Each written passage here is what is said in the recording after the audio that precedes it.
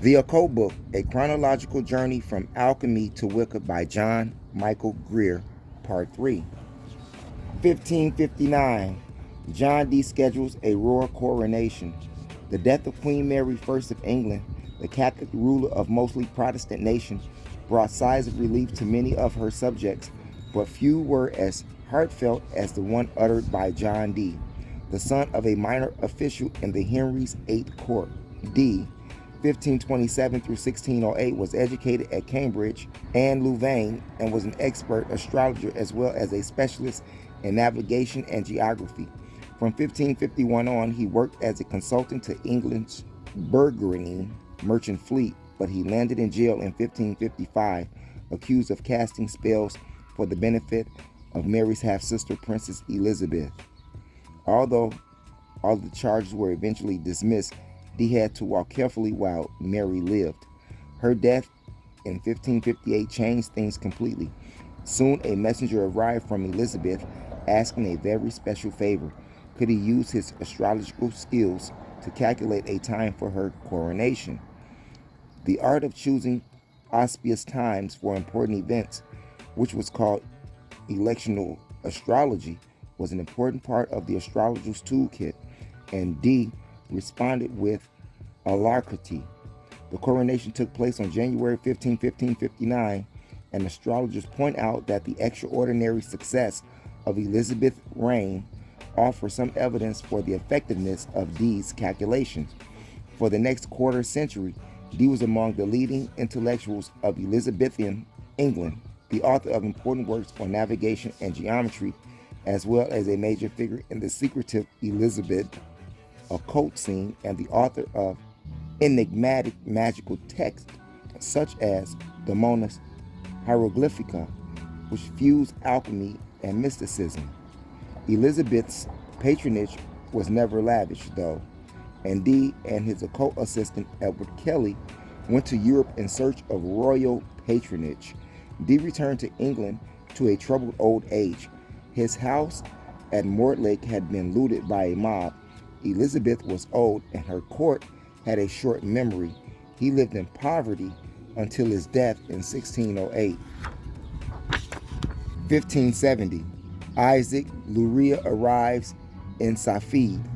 Born in Jerusalem to a Jewish family of German origins, Isaac Luria, 1534 through 1572, was a child prodigy who was respected as a scholar of the Talmud at the age of 8. He was orphaned while still a child and went to live with relatives in Egypt, where he studied with some of the leading rabbis of his era.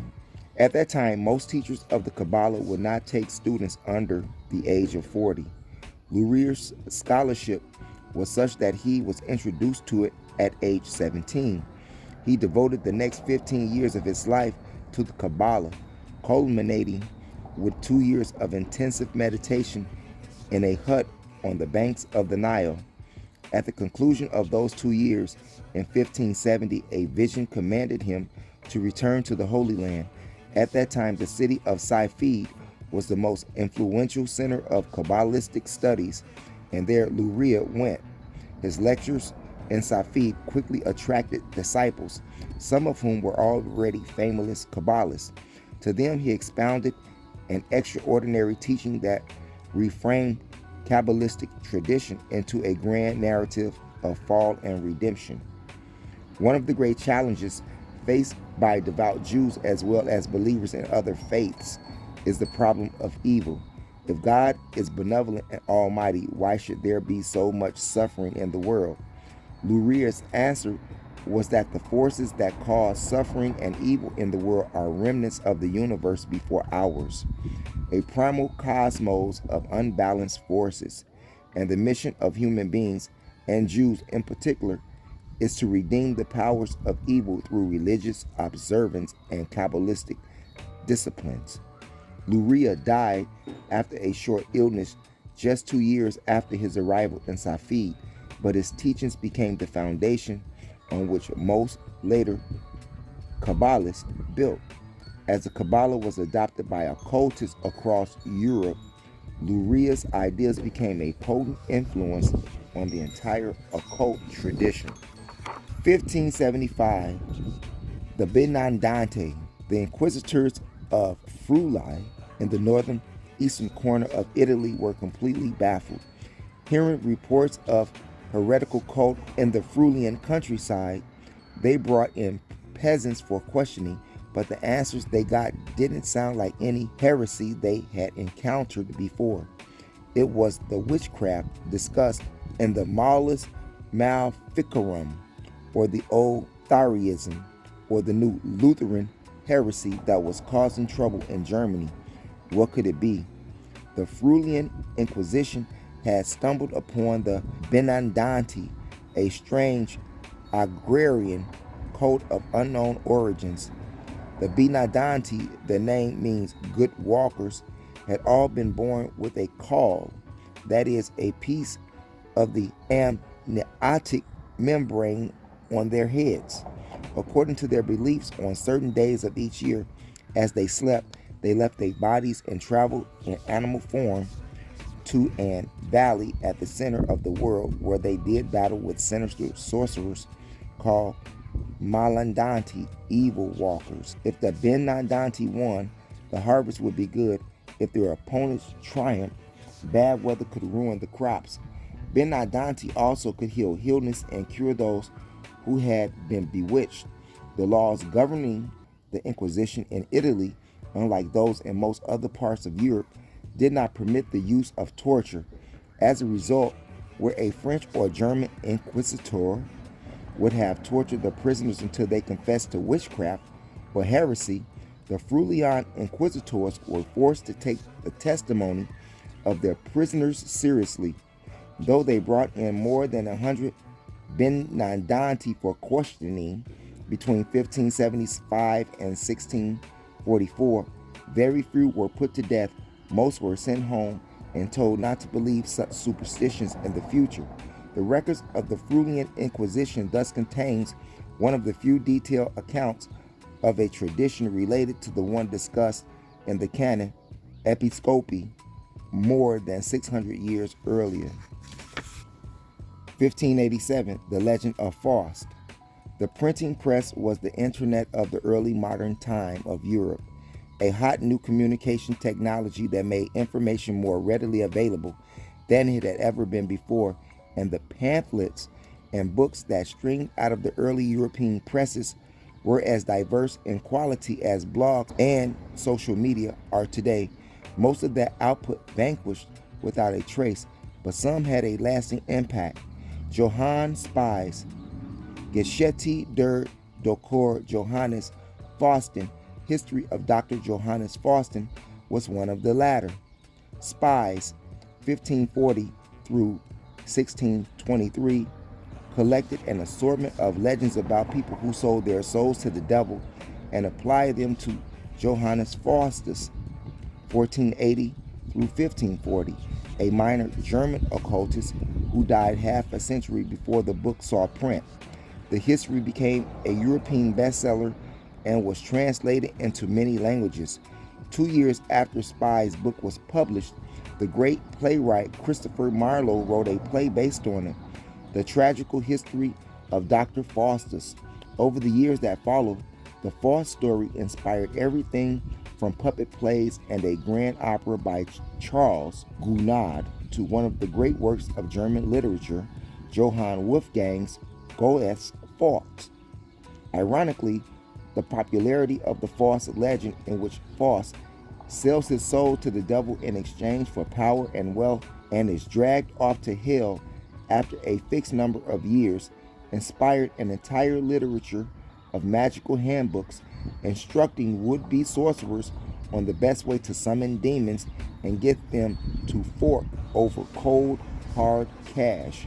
As with most later systems of prosperity magic, the only people who succeeded in conjuring up fortunes by means of those books were their authors and publishers. In the process, though, the Faust literature succeeding in giving new life to the Hedonic claim that occultists worship the Christian devil. 1600, Giordano Bruno burned at the stake. There would be no chance of escape this time. The renegade friar was hauled in chains to the Campo de' Fiori outside the gates of Rome, where a stake had been set up and wood piled around it. The soldiers of the Pope tied him to the stake. After a few formalities, one of them threw a lit torch on the pyre, and the cries of the doomed man blended with the roaring of the flames and the catcalls of the crowd. Thus died Giordano Bruno, 1548 through 1600, one of the most colorful figures in the Renaissance occultism. He became a Dominican friar at the age of 15 and showed promise as a scholar. When he was caught reading books on magic, though, he had to flee Italy with the Inquisition hot on his heels. For the next 17 years, he wandered around Europe, writing and teaching. Among the Dominicans, he had learned that the art of memory, a system of memory training dating from ancient Greece, and many of his books expounded forms of that system, mixed with magical imagery and Hermetic philosophy. Although his wanderings, he hoped to find an aristocrat patron when a Venetian nobleman named Zuan Mocenigo contacted him in 1591. Bruno thought he had hit the jackpot and made the fatal mistake of returning to Italy. Mocenigo betrayed him to the Inquisition, and after 8 years in a dungeon in Rome, he was burned at the stake as a heretic. Ironically, once he was safely dead, Bruno was redefined as a martyr for science. For centuries, historians quietly ignored the vast amount of occultism in his writings and insisted that he had been burned at the stake for his belief that the earth circled the sun and there were an infinite number of habitable worlds in space. Only in the middle of the years of the 12th century, when scholarly prejudice against occultism had begun to fade, did the scope and depth of his occult involvements become clear. 1610, the visions of Jacob Boheme. Jacob Boheme was a shoemaker in the modest German town of Gorlitz, a church-going Lutheran married to the local's butcher daughter. Hardly the sort of man to whom mystical visions came naturally. As he approached middle age, though, he began studying writings of Paracelsus and other alchemists. His studies resulted around 1610 in a tremendous vision in which he saw the secret signatures in all things. The attempt to express his visions in words gave rise to his first book, Aurora, Oder die Morgenorite, I'm Aufgang, Aurora, or the Dawn and Beginning, which circulated in manuscript and attracted to Boheme a circle of mystical inclined friends. The local Lutheran pastor denounced the book as heretical and forbade Boheme to write anything further. Boheme tried to obey the injunction, but the pressure of his vision was too great, and he took to writing in secret, turning out essays on mystical and alchemical Christianity. Copies were passed around secretly among Boheme's friends, who saw that the shoemaker mystic had access to the latest alchemical literature. Eventually, his writings attracted enough interest from politically influential scholars that the Lutheran Church ban was lifted and several of his books were published. After Boheme's death in 1640, the rest of his writings quickly saw print and became immensely influential in the rise of Christian occultism. Nearly all of the significant figures in this tradition drew extensively from Boheme's idea, and one of the major initiatory traditions of modern occultism, the Martinist tradition, derives as a great deal of its teachings from Boheme by the way of the shoemaker's influence on Louis Claude de Saint Martin and his followers. 1611, Johannes Buris interprets the runes. All over the Swedish countryside, standing stones marked with odd angular letters bears witness to the pre-Christian past. For centuries, few people paid attention to them, but by the late 16th century and Sweden, and elsewhere, people stopped treating the Bible as an accurate account of history. That was when a young man named Johannes Burris, 1568 through 1652, began roaming Sweden and copying the runic inscriptions he found. At first, this was a scholarly hobby, but friends in the Swedish government soon saw to it that he received a salary. By 1600, he could read the inscriptions. He became convinced as he studied the ruins that were a deeper secret buried in the inscriptions, and like so many scholars of his time, he turned to occultism to help unearth that secret. After close study of the Kabbalah and John Dean's mysterious book, Monas Hieroglyphica, Burris was convinced that he knew the mystery hidden within the ruins. The Alduruna, the template from which the runic alphabet derived, was fused symbolism with Pythagorean geometry and also provided a key to the prophecies of the Bible. In 1611, he wrote a first draft of his findings titled Alduruna Rediviva and presented a copy to Gustavus Adolphus, the newly crowned king of Sweden. More than 30 years later, in 1643, Burris's final edition was presented to Queen Christina, Gustavus Adolphus' daughter, but neither monarch could make heads or tails of it.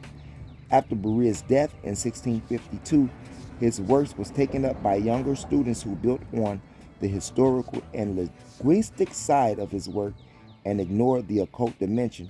By the age of reason was dawning, the occultism faced 2 more centuries of exile. 1614, the first Rosicrucian manifesto. In the early 17th century, the printer Wilhelm Wessel of Kassel in Germany brought out an anonymous pamphlet titled Fama Fraternities, announcement of the fraternity.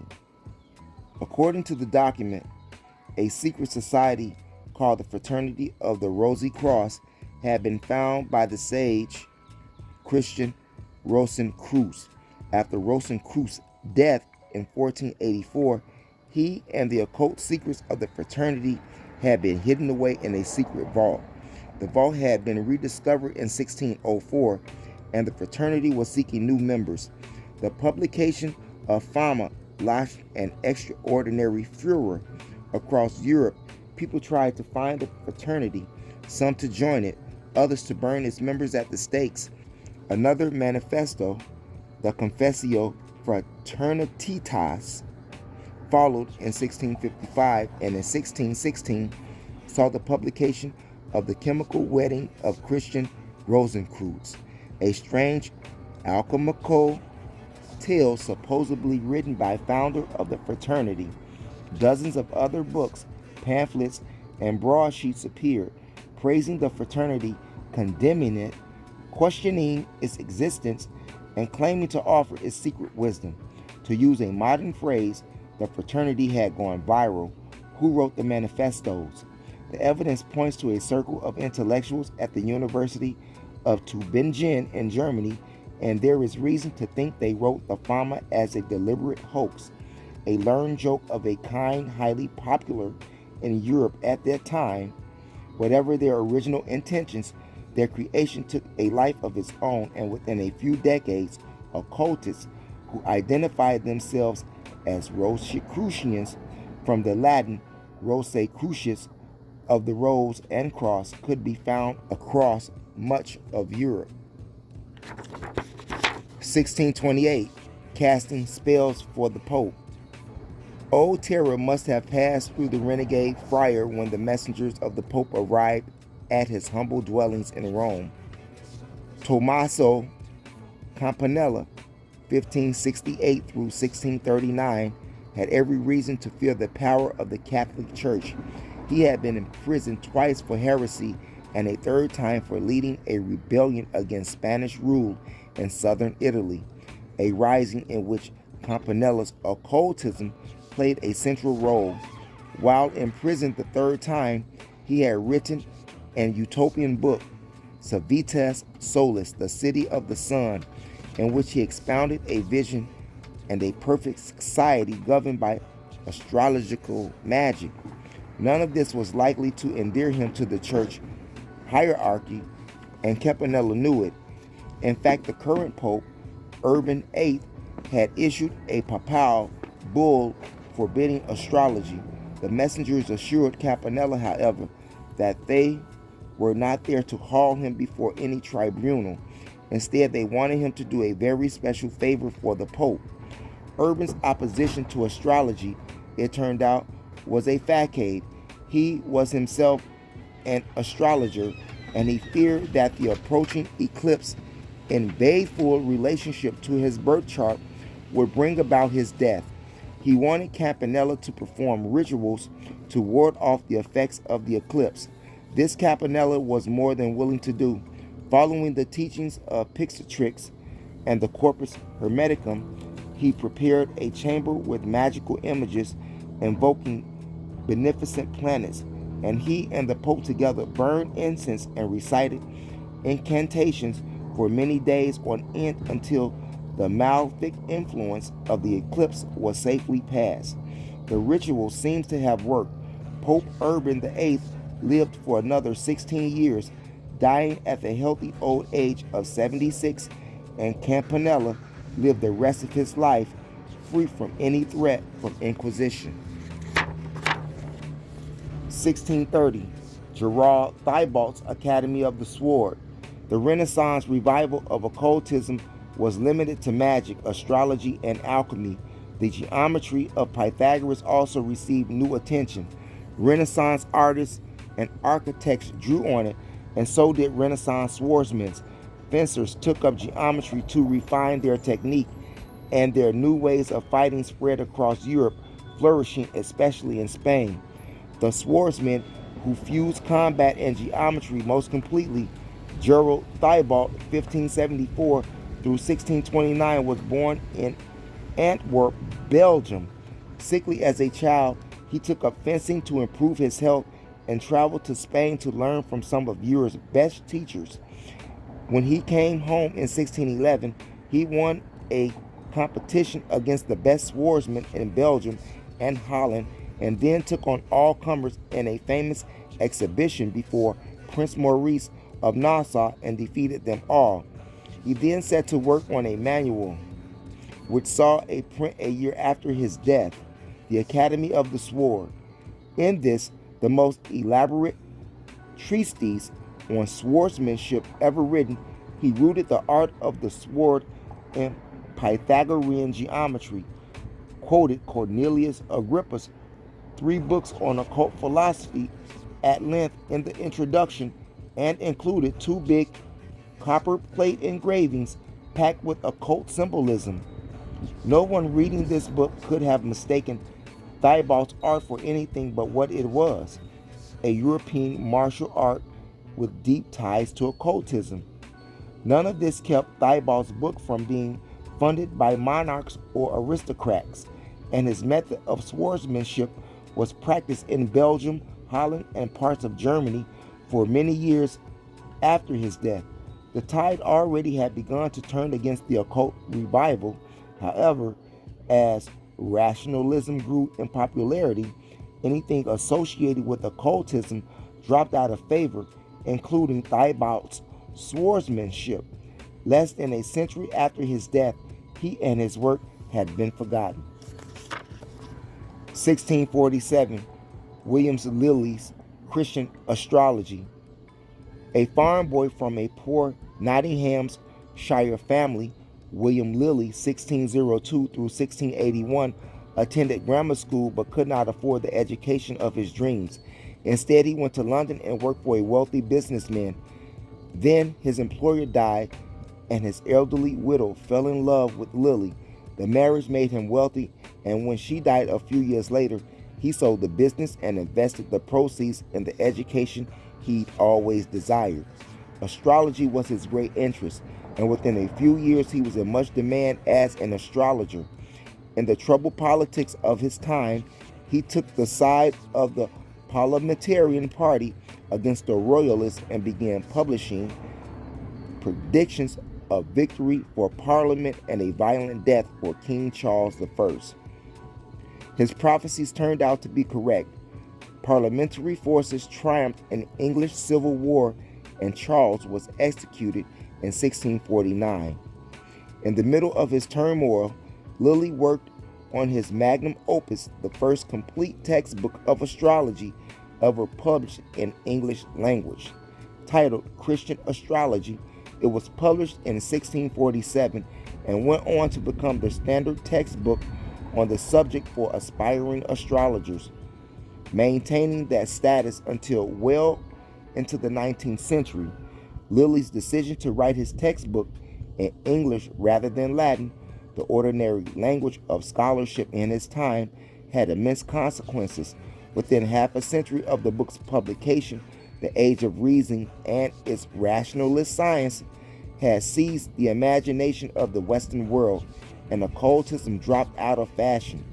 The traditions that survived did so primarily among folk practitioners who knew no Latin, because astrology was available to anyone literate in English. It survived the English-speaking world, and it was from there that the astrological revival of the 19th century burst onto the scene. 1694, Rosicrucians arrive in Pennsylvania. The little group of men filed down the gangplank into the bustle of Philadelphia's Harbor District. Glad to set foot on land again after the long sea voyage from Germany, like so many others, they had chosen to leave behind everything they knew to make a new life in the English colonies of North America. But their motives were unusual. Members of the Rosicrucian Society, called the Chapter of Perfection, they wanted to practice alchemy, astrology, and Kabbalah without interference from religious authorities, and the colony of Pennsylvania, whose founder, William Penn, had taken the unthinkable step of granting its residents the right to freedom of religion, seemed as full as promise to them as it did to many other religious minorities of that era. Not long after their arrival, the little band settled on property in what is now Germantown Creek, Pennsylvania. There they built what would now be called commune, living together in one house and sharing all the property. Working together, the brothers raised all of their food and other necessities of life, and German immigrants in the area turned to them for medical and magical help, as their ancestors in Germany had turned to folk healers and wizards for a century. The leader of the group, Johannes Kelpius, 1667 through 1708, died from the severe austerities he practiced. The Conrad Maithai became the new head of the Chapter of Perfection. Under his leadership, the communal structure was dissolved, and the brethren moved into little cabins of their own and pursued their physical and spiritual labors individually. Some became full-time folk healers and magicians for the immigrant communities around them and taught students of their own. Although the chapter did not outlive its original members, those students passed on much of their lore and helped give rise to the distinctive Pennsylvanian tradition of folk magic. 1717, the first Masonic Grand Lodge. Like every other tavern in early 18th century London, the Apple Tree Tavern in London's Covent Garden district had rooms upstairs for private parties and clubs. On the evenings of June 24, 1717, none of the patrons who sat in the main room gave a second thought to the men in fashionable wigs who came in through the front door, climbed the stairs, and went to the door of one of the private rooms, a door guarded by a man with a drawn sword. In medieval Europe, members of every skilled profession belonged to trade organizations called guilds. Few guilds survived the end of the Middle Ages, but the stone masons built in England and Scotland was an exception, and its elaborate symbolism and initiation rituals drew accepted members, honorary members in today's language, from outside the stonemason's trade. In 1717, there were 4 stonemason lodges in London, and the meeting on June 24th had been called for the purpose of organizing the first Grand Lodge of Masons. Freemason, a philosophical and charitable organization that developed out of the old stonemason lodges, was not and is not an occult organization. Masonry ties to sacred geometry and occult symbolism, and the opportunities to network with the like-minded, though, led many occultists to become Masons from the mid-18th to the mid-20th century. In fact, if a man was interested in the occult, it was usually a safe bet that he was a Mason as well. As a result, a great deal of Masonic tradition flowed into occultism. In particular, lodges founded and run along Masonic lines, performing initiation rituals modeled on Masonic ceremonies, began to play a significant role in occultism once the tradition entered its great 19th century revival, a process which reached its culmination 170 years later with the foundation of the Hermetic Order of the Golden Dawn.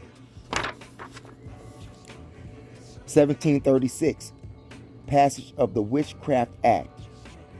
The title of the new statute echoed those of previous acts of Parliament enacted against conjuration, witchcraft, and dealing with evil and wicked spirits.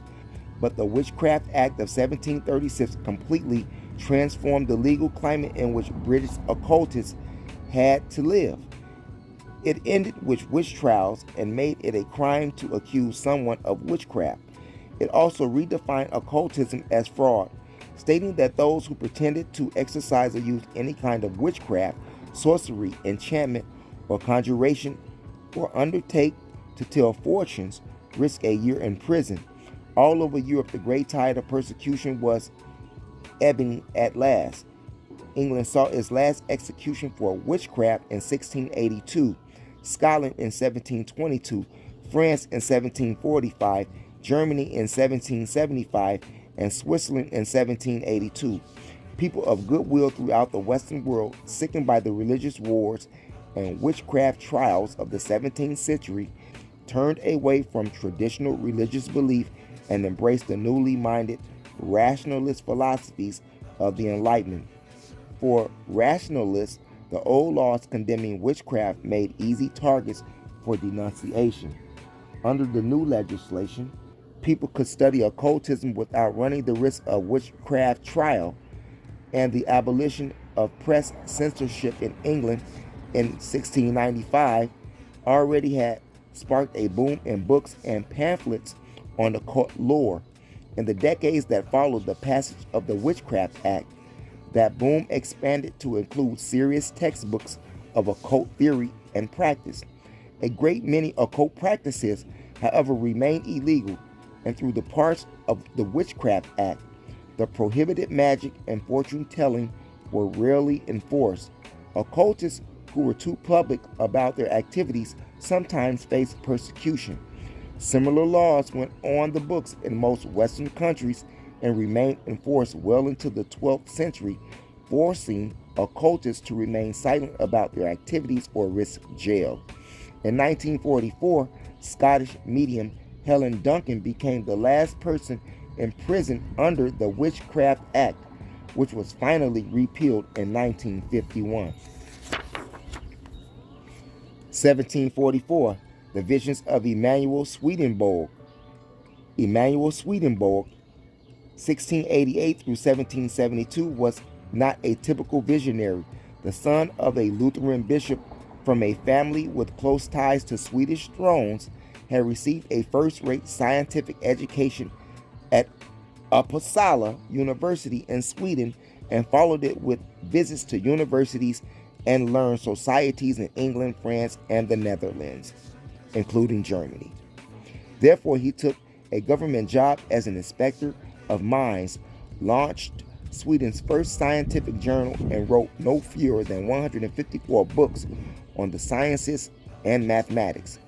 Swedenborg was in his 50s when his interest turned into occultism, and he began keeping a journal of his dreams and practicing meditation. Those practices bore unexpected fruits in 1744 with an intense visionary experience in which Jesus and the spirit of Swedenborg's dead father appeared to him. This was first of many visions that convinced Swedenborg that he had a special spiritual mission and set him to work on the first of many books. He approached his visionary experiences in the same spirit in which he had classified ores for the Department of Mines, patiently and systematically comparing the testimony of one set of angels with that of another. His first book on occult subjects, the massive 12-volume Arcana Coelestia, meaning celestial secrets, appeared anonymously in 1749.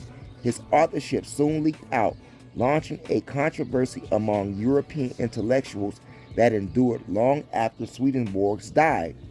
Despite criticism from scientists and condemnation from religious authorities, Swedenborg labored in. By the end of his life, he had written more than 200 books on occult and religious subjects. His writings helped keep interest in occultism alive straight through the Age of Reason and encouraged the growth of the underground occult counterculture from which the great occult revival of the late 19th century would burgeon. 1746, founding of the Hellfire Club. Serious occultists weren't the only ones to benefit from the passage of the Witchcraft Act. 10 years after Parliament passed it, Sir Francis Dashwood, 1708 through 1781, and a coterie of friends founded a society to act out their taste for drunken orgies and medieval kitsch. In 1746, a craze for all things Gothic was becoming a major presence in English pop culture, and ghosts, curses, monks, and the like were fashionable. Thus, it was no surprise when Dashwood fixed up a ruined abbey near Medmenham for the group. Its official name was the Order of the Friars of St. Francis of Wycombe. The name by which it is best known today is the Hellfire Club. The club's motto was Fa si que tu vendras, do what thou wilt in French.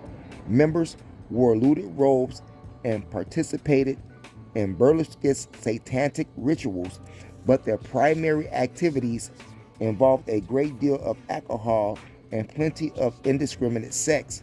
The club had one of 18th century's English best collections of pornography, along with a steady supply of nuns who were either professional sex workers hired for the purpose or enthusiastic amateurs who wanted to step outside the rigid proprieties of upper-class English societies.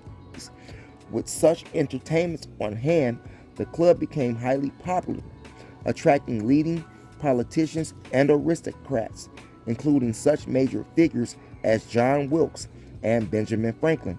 Before the repeal of the old laws against witchcraft, none of this would have been possible. As it was, the Hellfire Club collapsed in a cloud of scandal in the 1760s. During and after its lifespan, however, it played an important role in spreading the idea that occultism had something to do with the rejection of conventional social and sexual mores. Over the next 2 centuries, the belief had a significant impact on occultism itself. 1767, the elusive Coens. To this day, he remains a mysterious figure. Martinez de Pasquale, 1727 through 1774, probably was born in the town of Grenoble, the child of a Spanish father and a French mother, and there were rumors that he had Jewish ancestry. No one knows where he gained his prodigious knowledge of occultism or where he was initiated into Freemasonry. All that is known for certain is that he had showed up in Montpellier in 1754 and founded a Masonic lodge there that conferred degrees full of occult lore. Over the next 12 years, he traveled across France, initiating students and founding new lodges. In 1766, he went to Paris in the hope of getting approval for his lodges from the French Grand Lodge, but that organization dissolved in December of that year after a fight broke out in the middle of a meeting. Martinez de Pasquale's trip was far from fruitless, though, for in Paris he met John Baptiste Willemars, 1730 through 1824, a Freemason from Lyons. The next year, the two of them founded La France Macaroni des Chevaliers Mécons et Luz Con de l'Université, Freemasonry of the Night Masons, chosen priests of the universe, a Luz Cohens for short. The new organization added that the degree of Elu Cohen, or chosen priest, to that degrees of Masonry. It was in the fourth degree that the initiates learned that the magical rituals of the order, cryptically called La Chose, the thing. Among the leading members of the order was Louis Claude de Saint Martin, 1743 through 1803, an influential mystic. Upon Martinez de Pasquale's death in 1774, Willemars and de Saint Martin became joint heads of the order. Saint Martin eventually left the order to devote his time to the teachings of Jacob Boehme, and Willemars merged the order into another Masonic body in 1784. The teachings of the Luz Cohens survived and were passed on privately by initiates until the founding of the Martinez order in 1884. 1778, Franz Anton Mesmer comes to Paris. The handbills went up all over Paris, announcing a new and infallible method of curing diseases through the use of a mysterious power called animal magnetism. In the days that followed, Parisian gossip overflowed with stories of strange devices, miraculous cures, and the physician from Vienna, who was responsible for both, Franz Anton Mesmer, had arrived. Mesmer, 1734 through 1815, was born and raised in a small town in southern Germany and studied medicine in Vienna, where he set up his practice.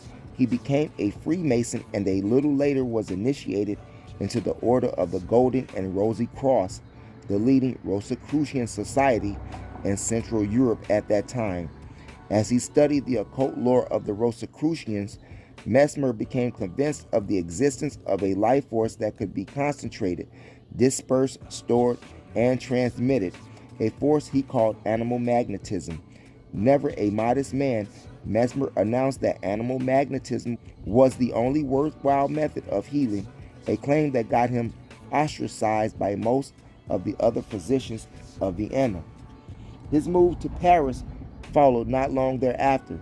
In Paris, he set up his equipment, water-filled wooden tubs studded with metal rods to discharge the animal magnetism, and began treating patients, putting them into healing trances. His clientele grew rapidly, and so did the hostility of the medical establishment, which called him a quack. A royal commission agreed with the physicians. The verdict was fiercely contested by his supporters and patients, but Mesmer had had enough of Paris and went to London and then elsewhere in Europe, seeking the acclaim he believed his discovery had earned. After his death, practitioners of mesmerism quietly dropped the more occult elements and renamed their system hypnotism, the name it still has today. Meanwhile, the more magical side of his teachings went back into the underground occult scene from which it originally came. 1781, tracing the tarot to Egypt.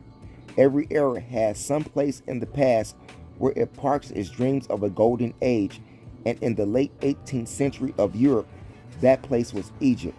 Little was known about the ancient civilization on the banks of the Nile, but that didn't keep writers of that time from filling in the gaps with their own enthusiastic imaginations. Antoine Court de Gibelin was one of the most successful authors in that field, and in 1773 he issued the first of 9 sprawling volumes of Le Monde primitive analyses compare avec le monde, the primitive world analyzed and compared with the modern world, a lavish account of ancient Egypt as he imagined it. The 8th volume appeared in 1781 in pages. Court de Bellin argued that the tarot, which everyone in his time thought of as nothing more than an old-fashioned play card deck, was the last surviving book of ancient Egyptian wisdom. Miraculously preserved and handed down through the centuries, the word tarot itself, which had no meaning in any European language, he traced to ancient Egyptian. Tar, he claimed, meant road, and Rag or Rosh meant royal. The tarot was therefore the royal road to the wisdom of ages. In 1781, it bears resembling neither Court de Gibelin nor any other living human being knew how to read a single word of ancient Egyptian, which wasn't deciphered until 1821, when scholars finally learned to read the hieroglyphs. It turned out that Tar, Rag, and Rosh weren't Egyptian words at all, that the phrase royal word in ancient Egyptian is Watsus, pronounced something like Watnesu, and that nothing even remotely like the tarot existed anywhere in ancient Egyptian art or literature.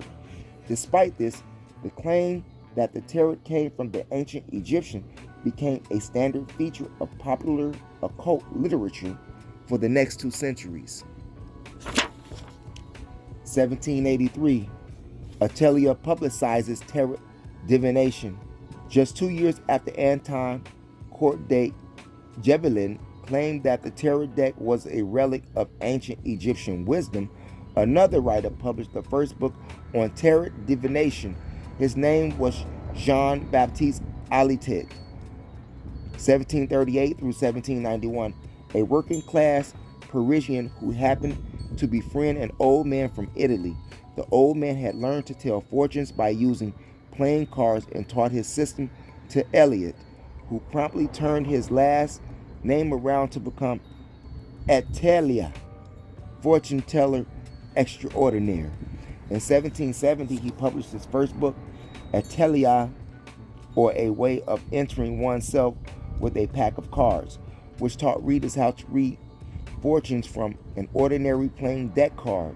A book of astrological predictions followed in 1772, and then he expanded versions of the Tella of Atelier in 1773. The publication of Court de Gibelins de Monte Primitif seems to have struck Atelius like a thunderbolt, and he acquired a deck of tarot cards and began studying them at once. In 1783, the first 4 volumes of Atelius' masterwork, A Way of Entering Oneself with a Pack of Cards, called Tarots, interpreted the tarot in terms of Court de Gibelin's pseudo-Egyptian lore. His studies of the tarot led him to take an interest in the entire occult tradition, and the years that followed saw him publish books on astrology, alchemy, and other occult sciences. In 1788, he founded an organization, the Society Interpreters of the Book of Thoth, to teach his methods of tarot divination, and 2 years later he launched a more ambitious organization, the New School of Magic. He died the next year, and not long afterward the school vanished in the turmoil of the French Revolution. 1795, Alessandro Cagliostro dies in Rome. They found him dead of a stroke in his prison cell in the fortress of San Leo and buried him in an unmarked grave. All across Europe, word spread that the great Cagliostro was dead, 1743 through 1795. His name was Giuseppe Balsamo during his boyhood in Palermo, and he spent some years as a novice monk before scandals forced him out of the cloister. When he was caught forging a title deed, he fled Palermo for Rome, where he met a beautiful teenager named Lorenza Feliciani, whose morals matched his own. The two of them soon were traveling from one city to another. He claimed to be Count Alessandro Cagliostro and sold magical Elistris, and she, as Countess Serafina Cagliostro, made herself available to a series of wealthy lovers, a line of work that gave her ample opportunities for blackmail and espionage. In London in 1777, he was initiated into Freemasonry. Shortly afterward, he claimed to have discovered an old manuscript revealing the rituals of Egyptian Freemasonry and promptly began offering initiations for a lavish fee. For the next 8 years, he was at the zenith of his career and fabulously wealthy man of miracles. When he and Serafina arrived in Paris in 1785, both were welcomed at the French royal court. They tangled politics of the time. Though ensnared Cagliostro, he was caught up in a major scandal and thrown into prison for a time, then banished from France. Then a Parisian hack journalist published an expose proving that the great Count Cagliostro was none other than Giuseppe Balsamo, the small-time crook from Palermo. The revelation destroyed Cagliostro's reputation and sent him fleeing across Europe back to Italy. There the Inquisition caught up with him. He was sentenced to life imprisonment and lingered for 6 years before death ended his astonishing career. 1798, Druids celebrate the autumn equinox. The leaves were turning fall colors on Primrose Hill on the north side of Regent's Park in London as a line of people filed out of a pub and walked through the streets toward the hilltop. Most were young, and all wore the colorful garments fashionable on the brink of Britain's Regency era. Some had blue, green, or white ribbons tied around their right arms. Baffled passers-by looked on as the group reached the hilltop and formed a circle. The leader of the group went to the center of the circle and called out, "Is there peace?" The people in the circle responded together, "Peace." For the first time in London since the banning of pagan religion, the celebration of the autumn equinox had begun. The leader of the little group was a Welsh expatriate named Edward Williams, 1747 through 1826, who went by the bardic name Iolo Worgn. His background was impoverished and his early life a cascade of failures, but he claimed to have received from older bards in Wales a tradition of poetry and mystical wisdom dating back to the time of ancient Druids.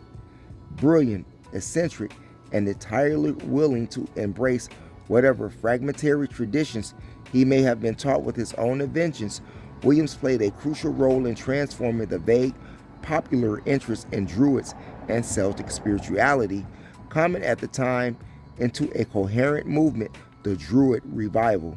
All over Wales and in many other parts of Britain as well, there were people who wanted to learn the secrets of the Druids, and Williams was more than ready to teach them.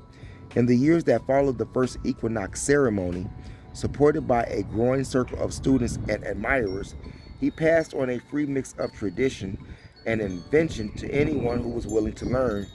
By that time, he died in 1826. Druidry had become a significant presence in the alternative culture of Britain and has spread to Europe and the United States as well. 1801, Francis Barrett's The Magus. During the Age of Reason, occultism led a whole of corner existence in Europe.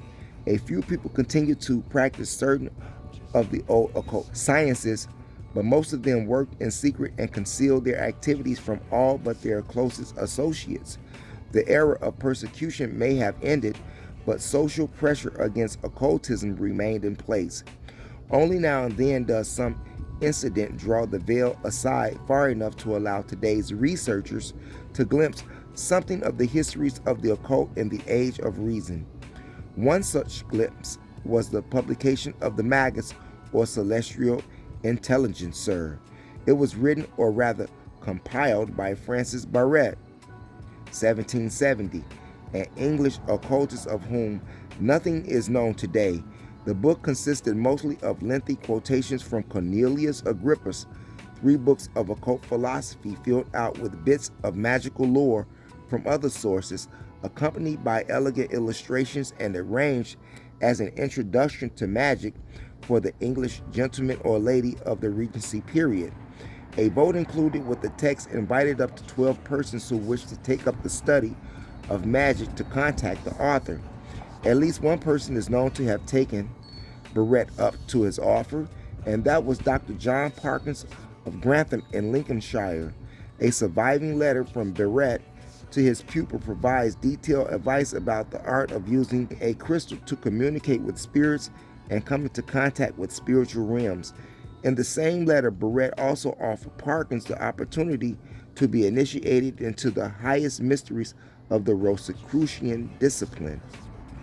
What those disciplines were, where Barrett obtained them, and whether Parkins received the initiations that would give him access to them remain unknown.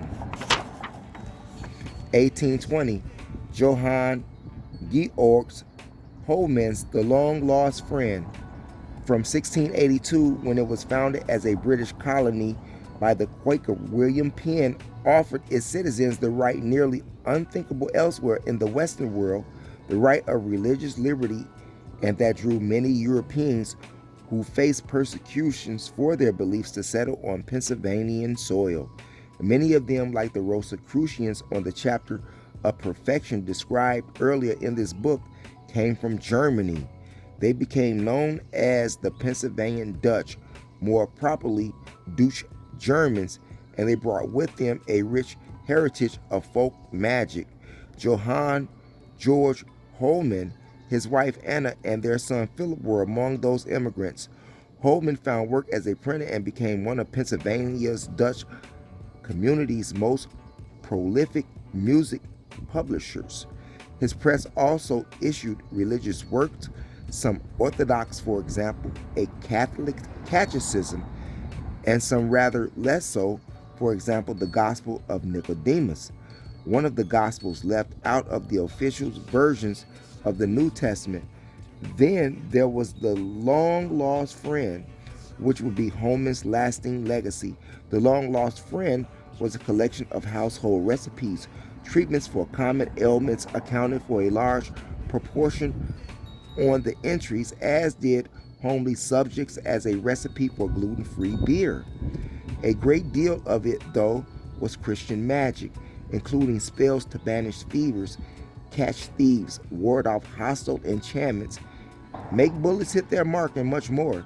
To this day, The Long Lost Friends remains a primary source book for forced magic among the Pennsylvanian Dutch, rivaled in importance only by the 5th and 6th books of Moses, a collection of Kabbalistic spells brought over from Germany.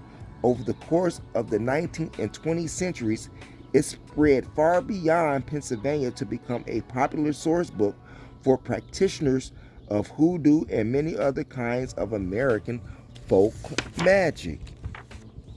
1821, Thomas Taylor translates On the Mysteries. They called him the pagan high priest of England, and he deserved that label. Born of working-class parents in London, Thomas Taylor, 1758 through 1835, married his childhood sweetheart and supported himself with various day jobs. Devoting his nights to study, he became one of the great classical scholars of his time, but reading Plato, Plotinus, and Neoplatonists also converted him from a lukewarm Christian to a devout Greek pagan. Dreams of overturning Christianity and restoring pagan religion filled his thoughts, and with great goal in mind, he began to translate the Greek classics into English. His first project was the Hymns of Orpheus, which saw its print in 1787. His translations and lectures brought him to the attention of wealthy patrons who supported him to free up his time for more translations. One after another, The core documents of Neoplatonist philosophy appeared in English and became standard reading for poets, thinkers, and mystics. Meanwhile, Taylor practiced his religion openly, pouring libations of wine and sacrificing lambs to the Greek gods and goddesses as their worshippers had done 2,000 years before. This brought down thundering denunciations from Christian authorities, and Taylor responded in kind, publicly describing Christianity as a barbarous superstition and that someday it would surely be replaced by resurgent paganism. It was not until the 1820s, though, that Taylor took the risk of translating the core works of Neoplatonist magic and putting them in print. The first to appear was Ambiguous on the Mysteries, the great manifesto of magical Neoplatonism that rallied the resistance to Christianity in the 4th century. Taylor's translations thus did for occult philosophy what Williams Lilly Christian astrology did for astrology. It placed the keys of an ancient occult tradition in the hands of anyone who could read.